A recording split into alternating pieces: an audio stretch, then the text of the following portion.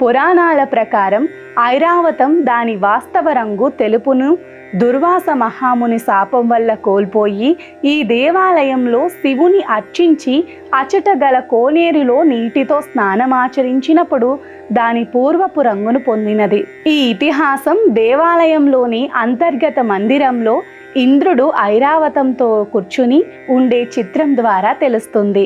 ఈ గాథ కారణంగా ఈ దేవాలయాన్ని ఐరావతేశ్వర ఆలయం అని పిలుస్తారు. పురాణాల ప్రకారం నరకాధిపతి యముడు కూడా శివుణ్ణి ఇచట అర్చించినట్లు తెలుస్తోంది. యముడు ఒక మహర్షి శాపం మూలంగా తన శరీరమంతా మంటలతో మండుతున్నట్లు అనిపించి ఆ బాధను పోగొట్టుకోవటానికి ఈ దేవాలయంలో అర్చించినట్లు తెలుస్తోంది. యముడు ఈ దేవాలయ కోనేరులో స్నానమాచరించి శరీర మంటలను పోగొట్టుకున్నాడని తెలుస్తుంది. ఈ కారణంగా ఈ సరస్సును యమతీర్థం అని పిలుస్తారు. ఈ దేవాలయానికి ఉత్తర దిశగా పెరియనాయకి అమ్మన్ దేవాలయం విడిగా ఉంది.